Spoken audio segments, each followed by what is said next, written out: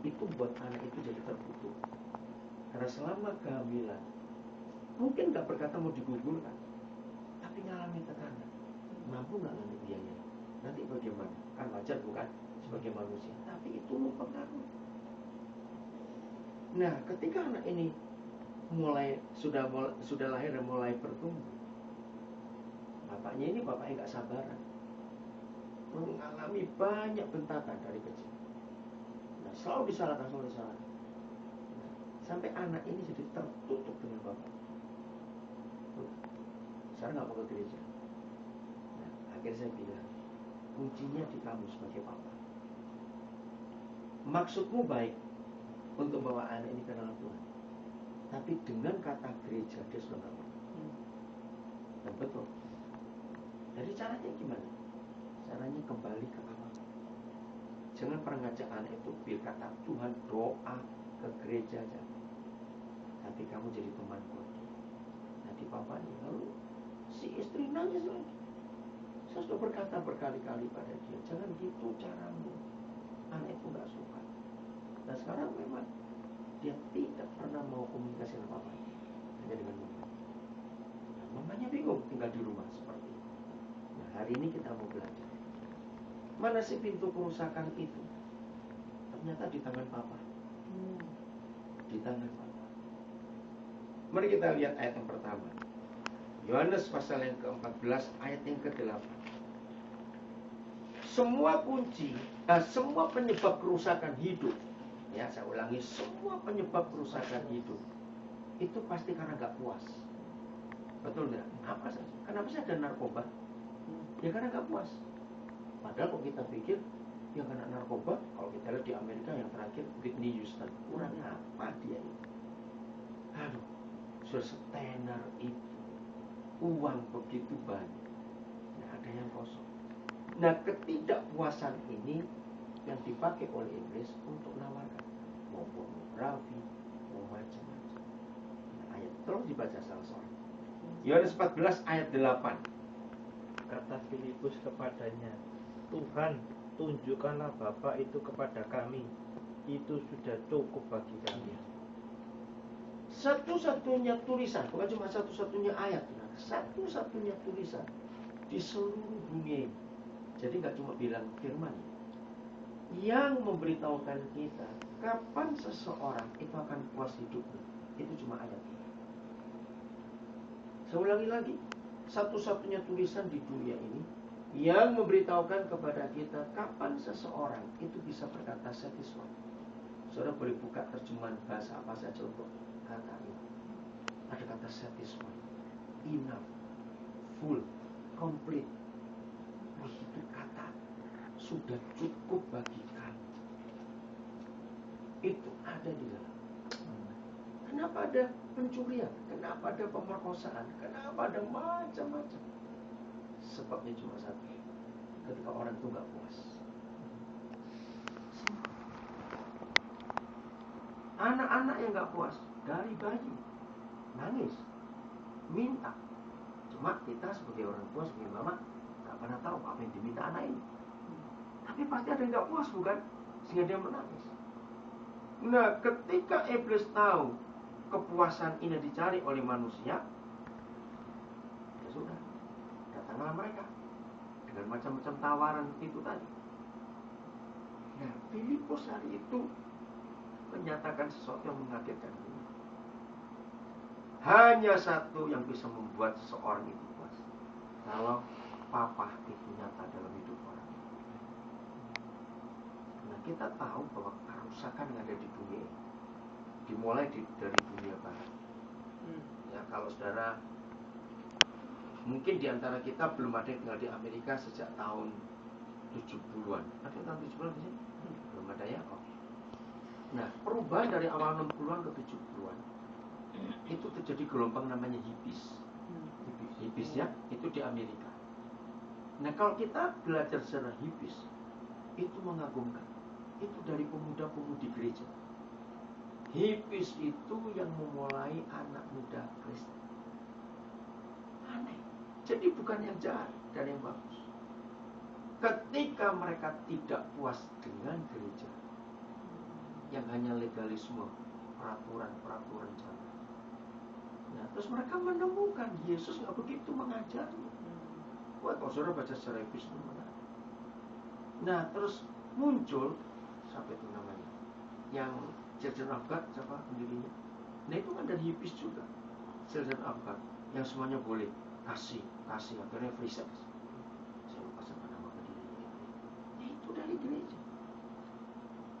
Mereka itu ingin bebas dalam sebuah kata merdeka yang Paulus tulis.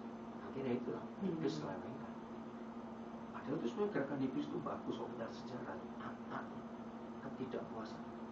Nah, dari itu antara 60 akhir ke 70-an muncullah sebuah istilah mengerikan, single parent. Kata single parent itu muncul di tahun itu 70-an. Nah, sudah jelas rusak kalau namanya single parent. Parents itu nggak boleh single, harus 2 orang yang papa mama. Tapi iblis merusak. Nggak sampai 10 tahun 80-an. Nah, tahun 81 saya pertama kali ke Amerika. Saya mulai mempelajari itu. Nah, tahun 80-an menjadi kata yang menakutkan sampai hari ini. Single mother. Single parent nggak dipakai lagi. Karena akhirnya 100% single parent itu pasti mau. Betul gitu. Dan sampai hari ini. Nah, bayangkan kalau kita hubungkan kata itu dengan ayat ini.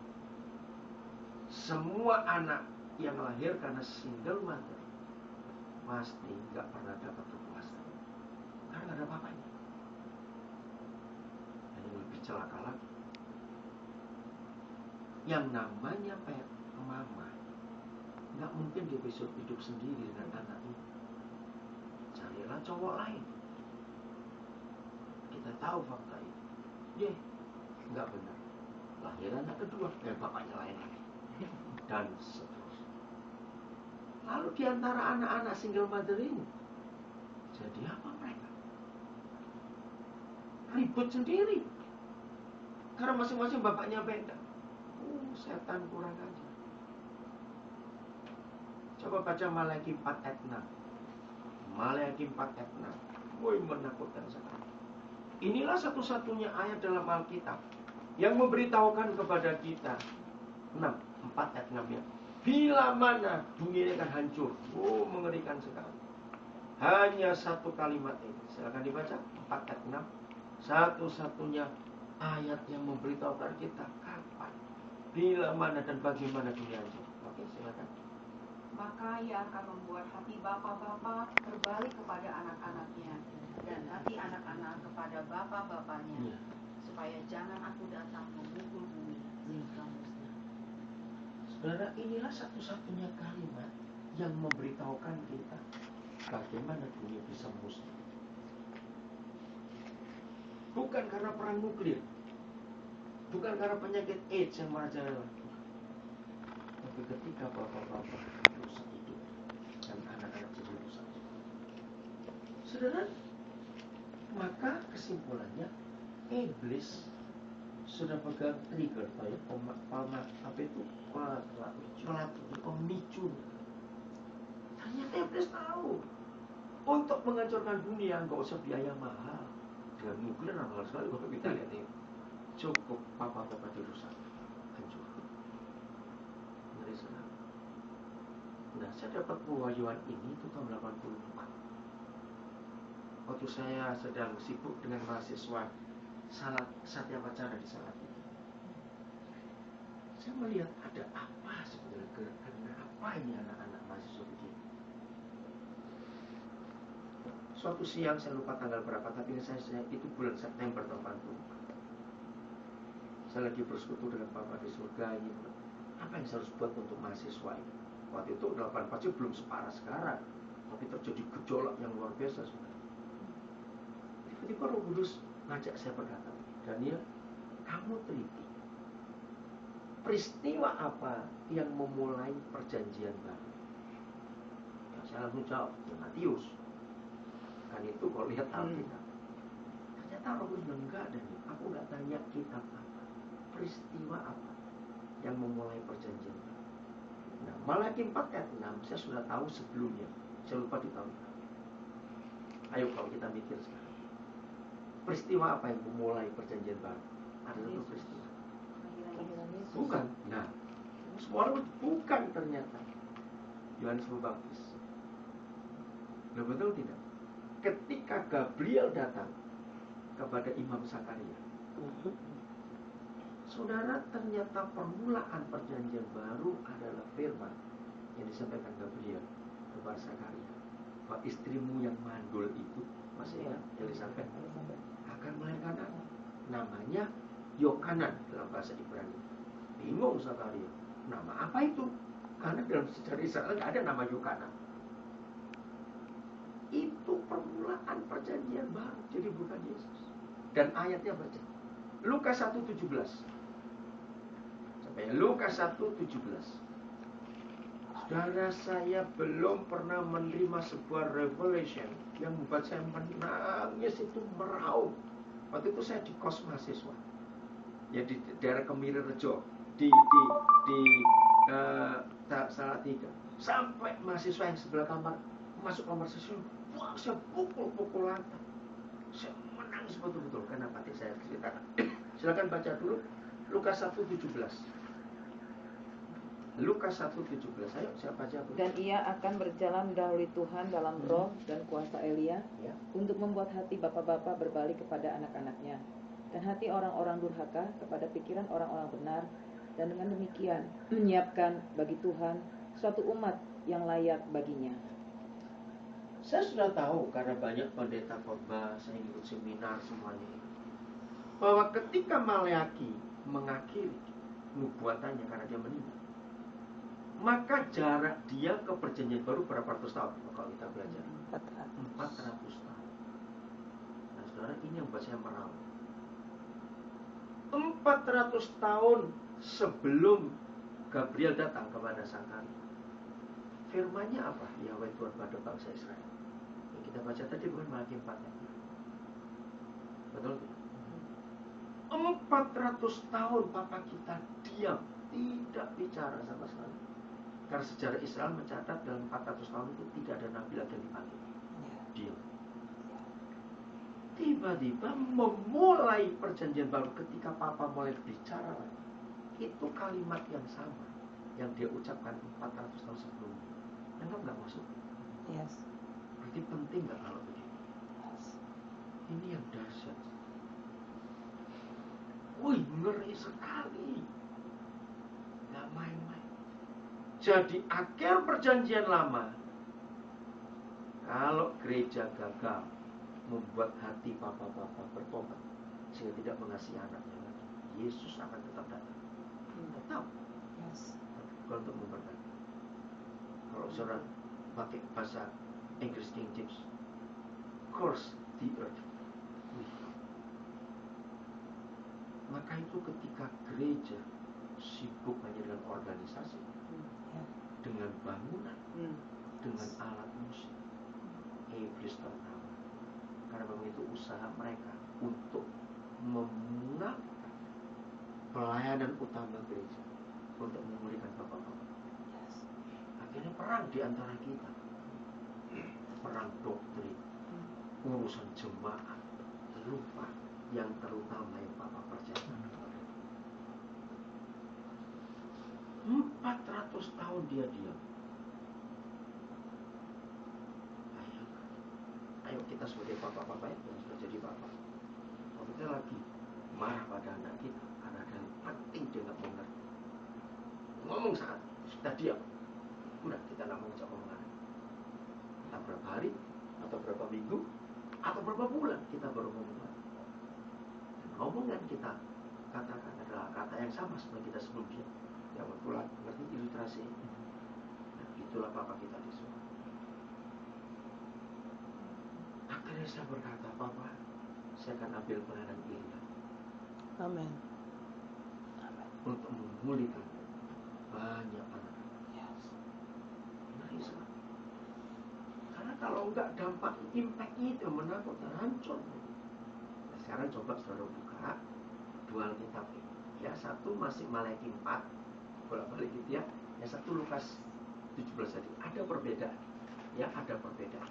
Coba perhatikan perbedaan. Sampai 3 kalimat itu sama. Pelayanan Elia akan membuat hati bapak-bapak balik pada anak-anaknya. Oke. Di Malaki 4-nya ayat 6 masih berkata, maka hati anak-anak akan balik pada bapaknya. Nah, perbedaannya kalimat itu Malaki 4 dengan Lukas 1:17 itu kata apa?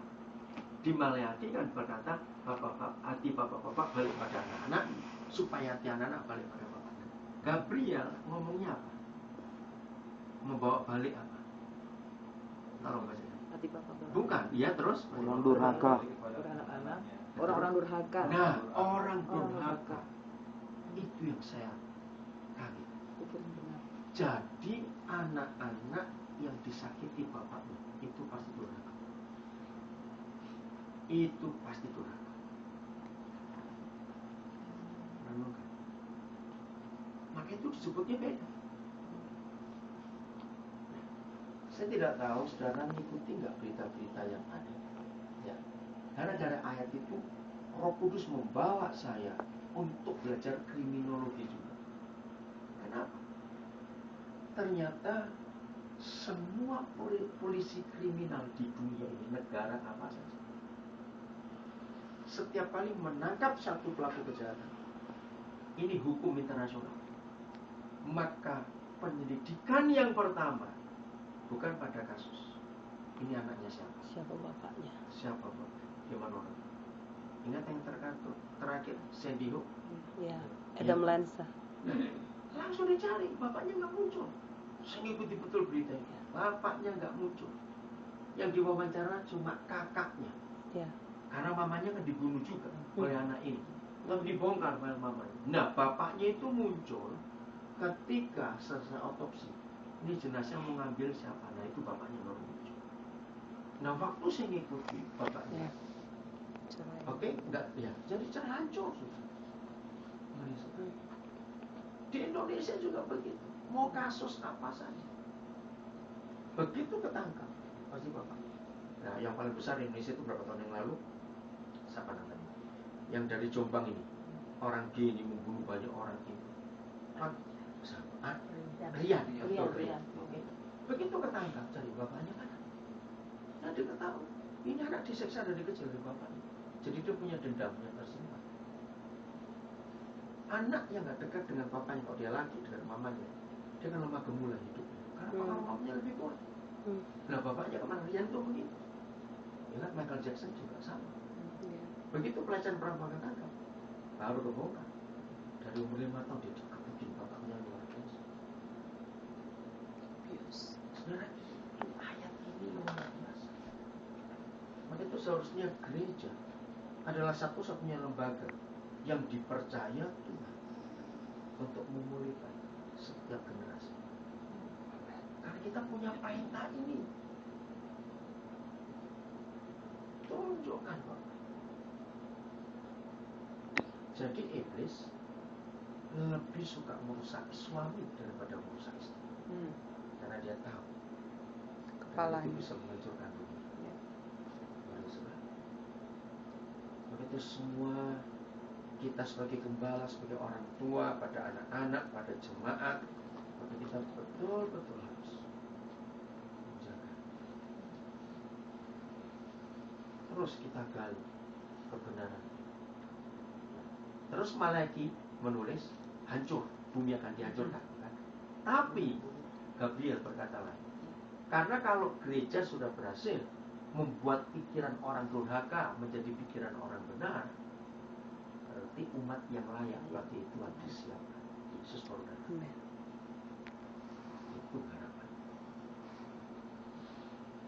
Maka itu kita harus meneliti kebenaran. Puas. Orang itu akan puas kalau dia ketemu Bapak. Dia akan puas. Luar biasa Tuhan kita dalam menemukan ini. Jadi dengan banyak kasus yang ada, kita bisa makin mengerti apa yang Tuhan itu katakan dengan kasus sehari-hari kita temukan. Maaf kalau saya katakan ini, maka itu kalau dengan hanya ilmu teologi saja kita nggak akan ketemu kebenaran. Karena itu sebagai sains, sebagai pengetahuan. Tapi untuk aplikasi ke fakta hidup saya bisa beda. Bisa beda. Itu sebabnya mulai hari ini tiap kali kita menemukan kasus-kasus apa saja, percayalah bahwa di Alkitab itu ada jawaban. Amin. Itu ada jawabannya di Alkitab. Untuk kasus apa saja. Alkitab ini sungguh-sungguh buku yang luar biasa. Amin. Kita tidak boleh membawa Alkitab hanya sebagai spiritual book atau religion book. Bukan. Lebih daripada itu. Sehingga kepada anak-anak kita pun kita bisa menjawab. Sehingga mereka nggak merasa ini kan buku kuno, ini kan dongeng. Enggak. Mau bicara sains di situ ada. Mau bicara apa saja. Ya. Salah satu contoh, sebelum Galilei menemukan bahwa bumi ini bulat, maka Ayub adalah orang pertama di dunia. Karena Yes. kitab Ayub itu kitab yang tertua. Ya. Kalau dihitung sebelum Musa, Ayub adalah orang pertama yang menemukan bumi itu bulat. Dan dari situ anak-anak kita jadi, wah, berarti ini buku sains. Iya, kita bisa meneliti apa saja untuk sains. Bicara soal hidup sehari-hari, wah, kitab ini bukunya. Amin. Kita harus meyakinkan mereka supaya anak-anak pun jadi terbuka untuk bisa tertarik melihat Alkitab. Enggak cuma buku apa itu dongeng, buku apa enggak. Karena kita bisa menghidupkan Alkitab. Contoh, saya berikan beberapa contoh dulu supaya apa yang membuka pikiran kita sebelum kita kembali nanti ke pokok pembicaraan kita. Bayangkan kehidupan tanpa kesehatan. Betul kan? Bicara health, Alkitab kita adalah the oldest literature. Literatur tertua di dunia bicara soal kesehatan itu kitab Kejadian, kitab Imam. Musa adalah orang pertama di dunia yang menyatakan bagaimana hidup sehat. Kalau saudara melihat data fiber Amerika sudah tahun 80 sekian di Amerika muncul buku judulnya The Genesis Diet. Jadi hidup sehat pola kitab Kejadian. Itu orangnya hanya mengambil Kejadian 1 ayat yang ke-10 dan 11. Bahwa manusia itu harus makan daun dan makan biji-bijian. Ya. Atau baca Kejadian 1 ayat 29-30. Ya, Kejadian 1 29-30 dulu. Nah, buku itu diambil dari ayat ini, The Genesis Diet. Silakan baca Kejadian 1 29-30. Berfirmanlah Allah, lihatlah, aku memberikan kepadamu segala tumbuh-tumbuhan yang berbiji di seluruh bumi dan segala pohon-pohonan yang buahnya berbiji. Itulah akan menjadi makananmu. Ya, cukup sampai situ saja. Green, kata green ya, G-R-A-I-N ya, green, biji-bijian itu diambil dari ayat itu. Kenapa Papa menyuruh kita makan biji-bijian dan sayur saja dong? Karena itu fiber.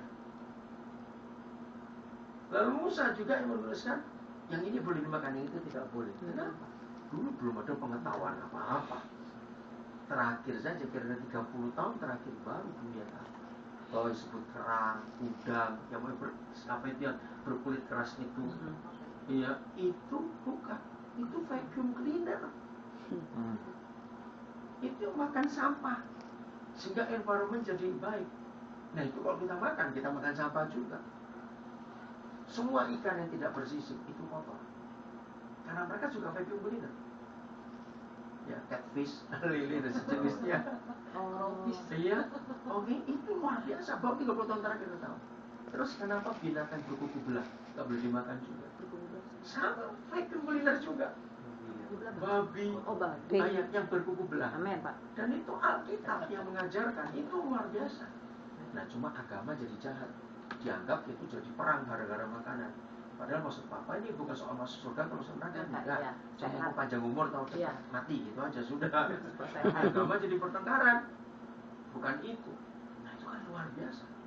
Mereka semua vacuum cleaner. Kenapa darah nggak boleh dimakan? Nyawa. Bukan. Oke, lebih daripada itu. Itu sumbernya penyakit. Dunia kedokteran membuktikan. Kalau dokter ingin tahu orang sakit apa, periksa darah. AIDS akan diketahui lewat darah. Maka itu kalau kita makan darah, maksud Papa itu nggak sehat. Sama seperti kamu merebus air got, kamu minum sama aja air got. Nah, hebat bukan Papa? Right, Itu kalau soal kesehatan. belum yang lain. Luar biasa. Nah, dari situ anak-anak kita kan, wow, sains ini kitab buku sains betul. Oke. Anak-anak kita kan di sini hebat kalau pendidikan. Dari SD sudah jadi kebersihan sanitasi. Iya. Ya semuanya.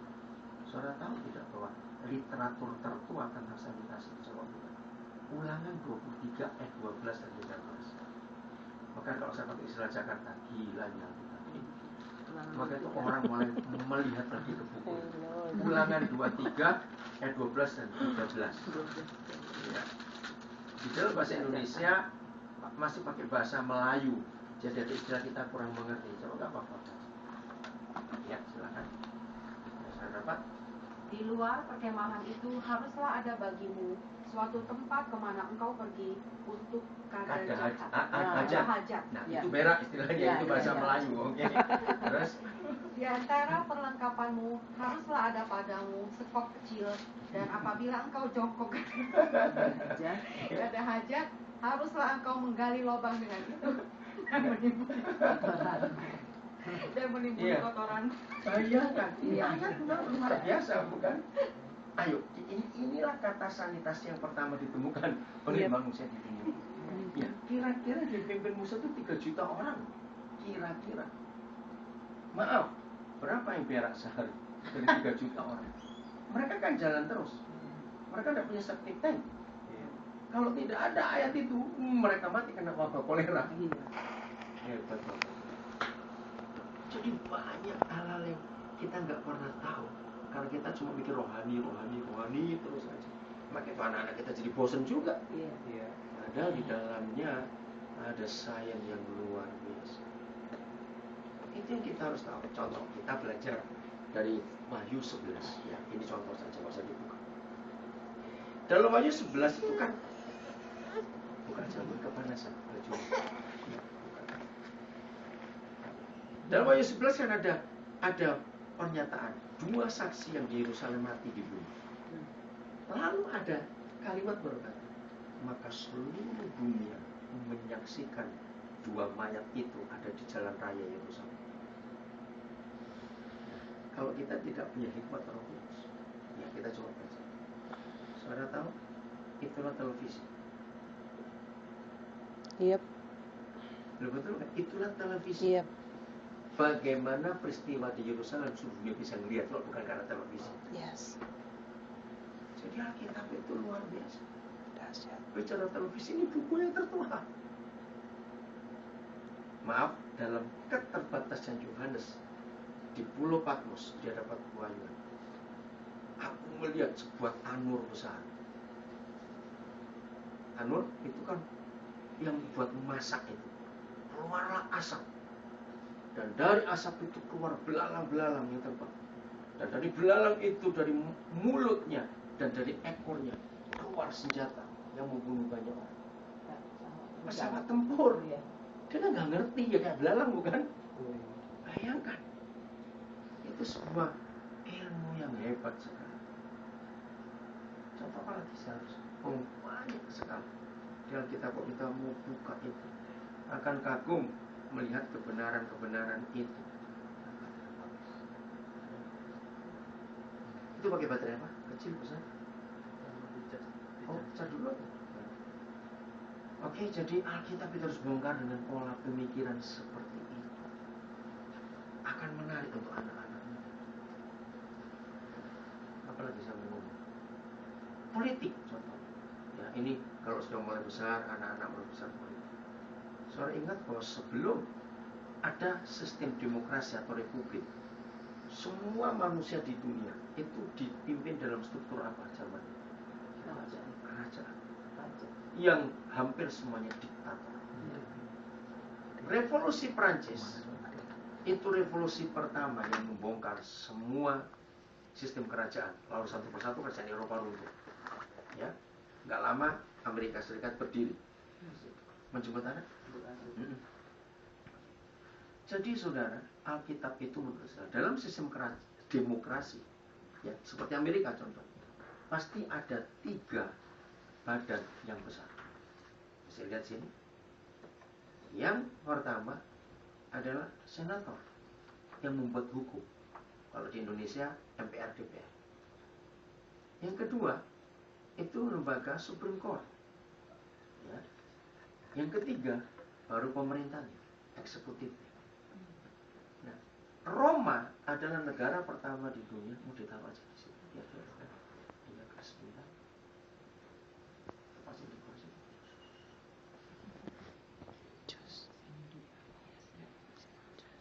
Nah, Roma adalah negara pertama di dunia yang menemukan kata republik dengan 3 lembaga. Ternyata itu ayatnya ada di, coba baca Yesaya 33 ayat 22. Baca percuma karena dia bukan. Coba baca. Yesaya 33 ayat 22.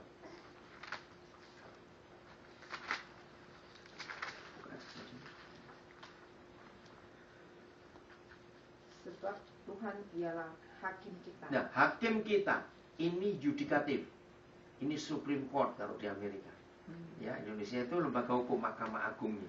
Terus Tuhan ialah yang memberi hukum bagi kita. yang memberi hukum itu legislatif. Ya, para senator, ya, penentu membuat undang-undang, MPR DPR. Terus Tuhan ialah raja kita. raja kita itu eksekutifnya, itu pemerintahnya. Ya. Setelah 3 ini Tuhan, lihat kalimat berikut. Jadi tunggal. Ia adalah yang menyelamatkan kita. Nah, kalau 3 lembaga ini bersatu baik, maka rakyat itu selamat. Nah, kalau kita lihat Indonesia, kenapa negara yang sudah 68 tahun merdeka, tahun ini 68 Indonesia, tapi masih kacau balau seperti itu. Karena 3 lembaga ini jalan sendiri-sendiri. Rusak. Nah, ini contoh betapa luar biasanya Tuhan di dalam hidup kita. Firman ini sungguh-sungguh banyak. Nanti kita bisa bongkar. Oke, saya kembali kepada fungsi Papa. Mengapa Papa itu begitu penting? Kita buka 1 Tesalonika pasal 2. Pokoknya ginilah saudara, Alkitab ini akan jadi buku segala buku. Orang ateis, orang komunis, orang skeptik dan macam-macam. Suatu hari nanti seperti nubuatan Rasul Paulus, setiap lidah akan mengaku bahwa Yesus itu Tuhan. Setiap lutut akan bertepuk lutut. Kenapa? Suatu hari nanti semua orang akan mengaku ini benar. Karena 1 Tesalonika pasal 2. Ya. Alkitab adalah satu-satunya buku sebelum buku-buku yang lain itu menulis siapa itu mama dan siapa itu papa. Ini literatur yang tertua. Ayat yang ke-7 saya akan baca. 1 Tesalonika 2 ayat yang ke-7. Tetapi kami berlaku ramah di antara kamu sama. Nah, seorang ibu. Ada 4 fungsi mama. 1 ramah, ya. Yang kedua, sama seperti seorang ibu, mengasuh. Yang ketiga, merawati anaknya. Ayat 8. Demikianlah kami dalam kasih sayang yang besar akan kamu. Ini yang keempat. Mengasihi, kasih sayang besar, ya. Bukan saja rela membagi Injil Tuhan dengan kamu, tetapi juga hidup kami sendiri dengan kamu, karena kamu telah kami kasih. Bukankah setiap ibu itu bagi hidup, bagi nyawa dengan anaknya waktu melahirkan? Tadi ayat. Maka itu kalau kita sebagai hamba Tuhan, kita khotbah pada jemaat, kita nggak boleh cuma bagi Injil, tapi bagi hidup. Amin. Kita sebagai hamba Tuhan kembali, nggak cuma khotbah bagi Injil, kan itu ayat, tapi bagi hidup kita juga. Membagikan hidup kita untuk orang-orang itu. Nah, itulah anak-anak. Jadi Paulus, kalau kita baca di ayat 1 pasal 1 Tesalonika, ini 3 cowok loh. Paulus, Silas, dan Timotius. Tapi kenapa cowok jadi ibu? Karena itu gembala. Yes. Itu gembala. Ada 4 fungsi. Saya ulangi lagi, fungsi mama, ramah, mengasuh, merawat, menyayangi. Ayat yang ke-10. Kamu adalah saksi. Demikian juga Tuhan. Betapa saleh. Nah, dari sini nanti kita akan tahu mengapa kalau anak disakiti mama itu cepat mengampuni. Tapi kalau papa Lama dia. nah, ini ayatnya di sini. Ini luar biasa. Maka itu kalau satu luka satu belum sembuh, disakiti lagi, itu lukanya dalam sekali. Dan kita lihat Amerika jadi rusak karena single mother. Ayat 11, ayat 10, kamu adalah saksi, demikian juga Tuhan betapa saleh. 1, adil. 2, dan tak bercacatnya kami berlaku di antara kamu yang percaya. Siapa itu? Ayat 11, kamu tahu betapa kami seperti Bapa terhadap anak-anaknya. Yang keempat, telah menasihati kamu.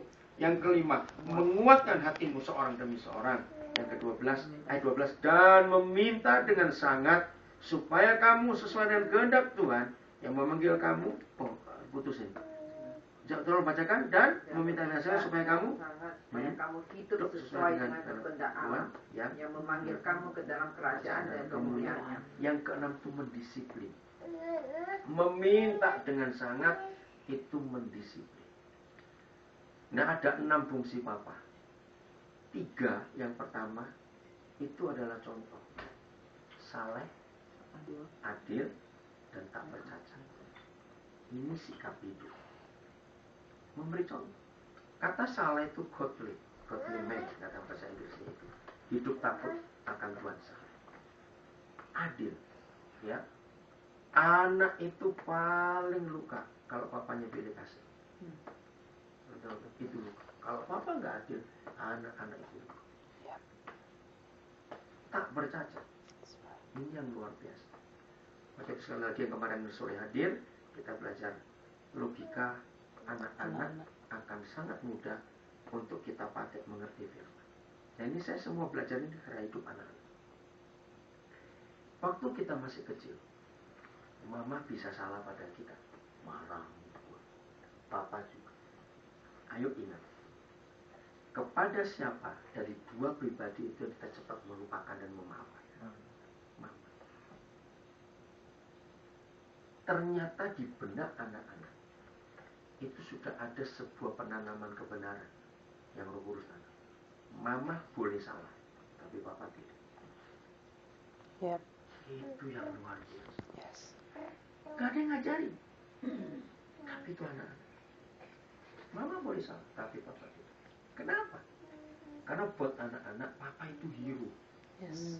Gambar. Idol. Jagoan. Sama lah kita, walaupun kita sudah tua-tua gini. Kalau kita nonton film, terus terakhir jagoannya mati. Ya soalnya lupa biasa. Nah, seperti itu anak-anak. Yes. Buat anak-anak papa itu segala. Begitu papanya cacat, kecewanya luar biasa.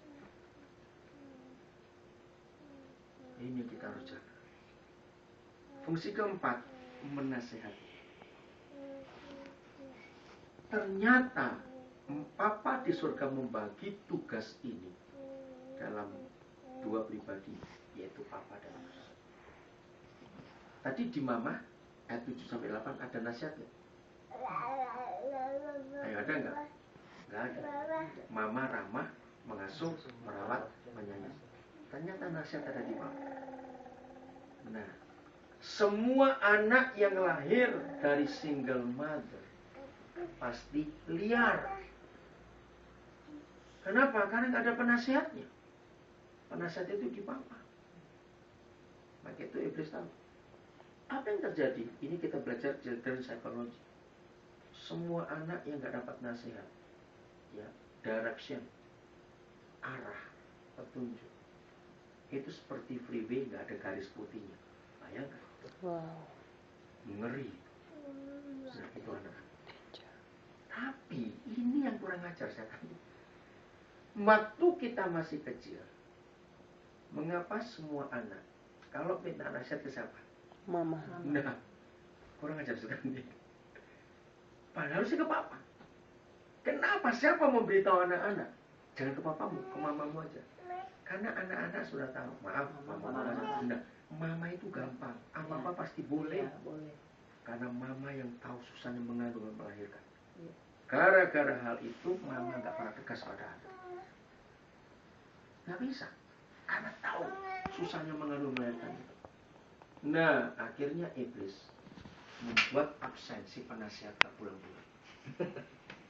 ketika anak itu perlu hal yang penting, ya terpaksa mamanya yang nasihat. Tapi mama nggak kuat. Hebat. Yang kelima, menguatkan hati. Kalau di Indonesia, saudara-saudara kata, kamu nggak pede, kamu nggak pede. Maksudnya nggak ada. Kamu nggak ada percaya diri. Self esteemnya, self image-nya rusak. Ternyata papa itu satu-satunya pribadi atau figur yang menjadi penasehat, yang menjadi pembentuk karakter dalam menguatkan hati, membuat anak-anak itu punya self confidence. Itu papa, bukan Yes. Sekali lagi, iblis sudah baca ayat ini, maka itu dia rusak papa. Maka kesimpulan saya, iblis nyata jauh lebih rajin baca Alkitab daripada kita. Karena maka itu dia tahu yang vital-vital mana, itu diserahkan balik ke kita. Kurang ajar. Dan ini buktinya. Maka itu single mother itu bahaya. Enggak ada fungsi. Jadi kalau kita buat table, ya, chart itu, tabel, jelas di tangan mama tidak ada karakter building. Jangan tersinggung. Di tangan papa karakter building. Karena itu tadi salah. Hidup takut Tuhan. Adil, tidak bercacat, menasihati, menguatkan hati, mendisiplin, ada semua. Ayo kita ingat, mengapa semua anak, baik anak perempuan, umurnya 2 tahunan ke atas, kalau lagi main sama papanya lalu dilempar, nggak takut tuh, itu malah minta lagi. Ya betul nggak? Aman. Itu loh. Karena aman. Iya, karena itu buat anak jadi percaya diri. Maka itu waktu masih kecil anak-anak itu kalau ada papanya berani dia. Betul nggak? Padahal seringkali jadi lebih nakal ada papanya. Karena berani, ada yang backup semua. Itu fungsi papa, membuat anak itu kuat, hatinya self confidence-nya tinggi. Itu luar biasa. Apa saja? Kata you can itu dari papa. Kamu bisa, kamu bisa. Itu anak jadi berani sekali. Gak apa-apa, dipasang saja direkam. Anak-anak jadi berani. Yang kelima, yang keenam, mendisiplin. Coba baca 1 Raja-Raja 1 ayat 6. Aduh ngeri, saudara, ngeri kalau anak itu gak ada apa-apanya. 1 Raja-Raja 1 ayat yang ke-6. Selama hidup Aduh ya. ayahnya belum pernah menegur dia dengan ucapan, mengapa engkau berbuat begitu? Ia pun sangat elok pelawakannya, dan dia adalah anak pertama sesudah Absalom. Nah, saudara perhatikan ayat itu. Ini keluarga Daud loh, keluarga orang yang diurapi. Betul tidak? Kalau kita baca hidup Adonia, aduh bikin malu bapaknya luar biasa. Itu anak jadi nakalnya, brutalnya. Ternyata fungsi papa dalam hidup Daud tidak diberlakukan. Selama hidup Adonia, bapaknya nggak pernah negur. Artinya apa? Dimanja. Maka itu dari ayat itu saya mengajar hati-hati. Anak-anak nggak boleh diasuh oma dan opa, pasti rusak. Ya. Karena pasti dimanja. Ya, dimanja. Begitu papa tidak memperlakukan fungsi sebagai papa untuk mendisiplin, untuk menasihati, untuk menegur, anak jadi liar. Lalu kita tanya, kenapa Daud bisa seperti itu? Coba baca Mazmur 27 ayat 10. Mengapa Daud pun seperti itu ya? Karena masa kecilnya. Kalau kita ingat secara jauh, bapak mamanya nggak suka sama dia, anak dibuang. Coba bacakan Mazmur 27 ayat 10. Ya, baca dulu. Sekalipun ayahku dan ibuku meninggalkan aku, Nah, dia ditinggalkan oleh papa mamanya dibuang. namun Tuhan menyambut aku. Nah, maka itu dia nggak bisa mendisiplin anak. Karena dari kecil dia nggak pernah tahu papanya seperti apa. Kalau kita mempelajari secara Israel, gembala itu harus anak sulung. Ya. Karena musuhnya besar, merampok dan binatang buas. Kenapa anak bungsu jadi gembala? Isai. Karena Isai nggak suka anaknya. Dia mau dibuang dari kecil. tapi dibunuh salah. Ya biar aja jadi gembala mati di sana. Maka itu dia dibuang, kasihan dia Daud, nggak dipercaya. Kakak-kakaknya pun nggak sayang dia. Kalau kita baca di 1 Samuel pasal 15. Nah dalam kehancuran itu, Mazmur 27:10 ya, Daud jumpa Tuhan. Ternyata Tuhan lindungi dia dan berkati dia. Jadi pengaruh kita waktu masih kecil dengan papa kita, kalau kita nggak disembuhkan, nanti efeknya ke anak-anak. Tanpa kita sadar, apa yang kita rasakan dari kecil karena ke anak kita. Jadi Alkitab sehebat itu, yang tadi satu cerita sehebat itu Alkitab bicara tentang keluarga. Pengaruh mama itu anak-anak sampai umur kira 7 tahun. Itu masih mama 100% oke. Ini mungkin bagian terakhir, kita buka 2 Raja-Raja. 2 Raja-Raja. Pasal 21. Ini perjanjian lama. 2 Raja-Raja pasal 21.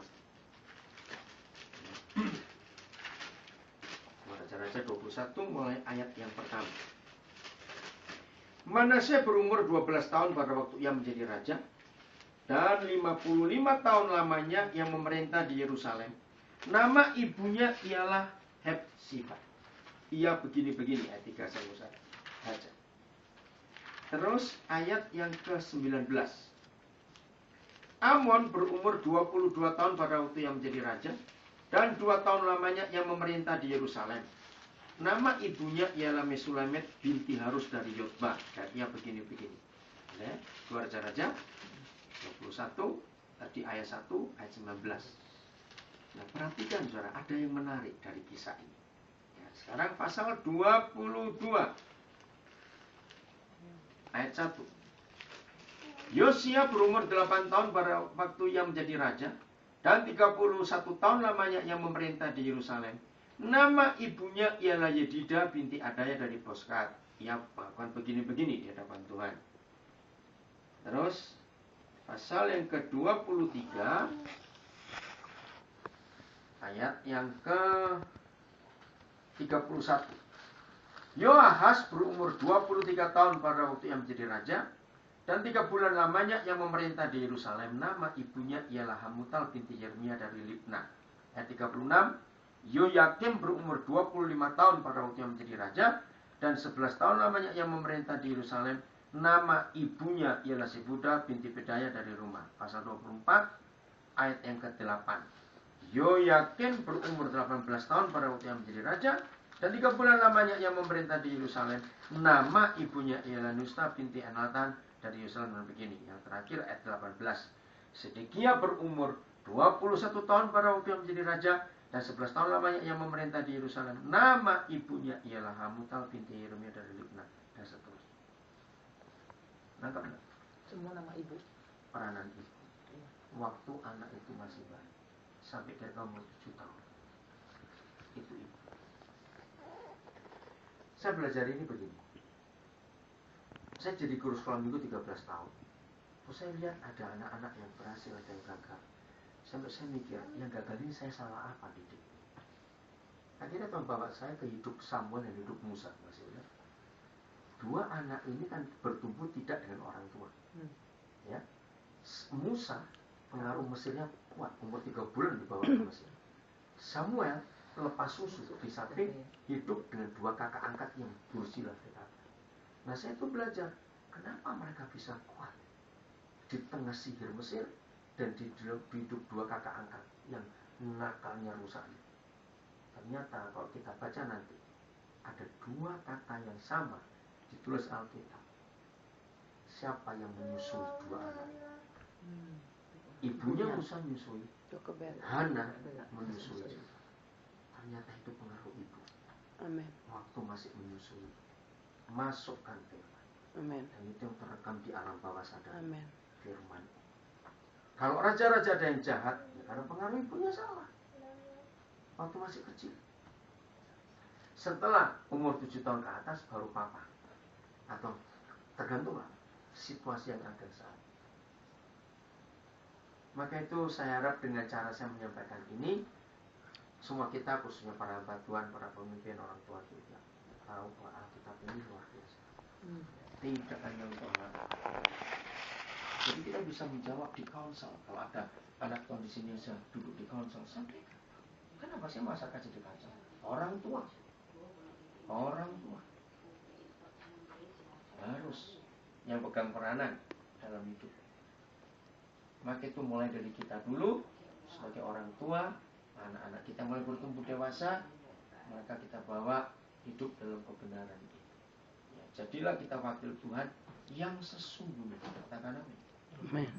Boleh kan? Kalau masa kecil kita tidak bahagia karena orang tua kita dulu mungkin belum dalam Tuhan sungguh-sungguh, tapi setelah kita terima firman Tuhan ini, maka kita dibolehkan luar biasa.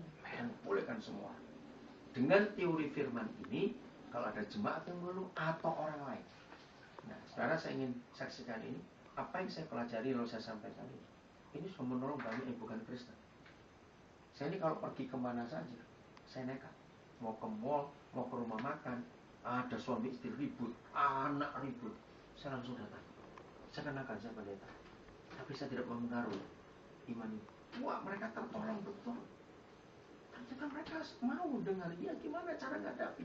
Bukankah firman Tuhan begitu banyak tentang ayat suami istri. Tolong mereka. Yang terakhir saya di Bandung, di daerah dalam kaum lagi makan. Aduh, ada anak satu perempuan minta ampunakannya, orang tuh sampai nggak bisa apa-apa. Suatu itu saya pindah duduk kursi mereka. Saya ceritakan kepada mereka pakai jilbab Islam. Mereka kaget. Oh, jadi mesti begitu, iya. Jadi saya sampaikan ini bukan karena saya minta ibu bapak pindah Kristen, tapi ini yang bisa merubah. Saya tanya gini, ini anak keberapa? Anak ketiga. Maaf ya ibu, mungkin ibu bapak nggak siap punya anak ini, mau digugurkan. Ibunya berdiri, bapak dukung ya?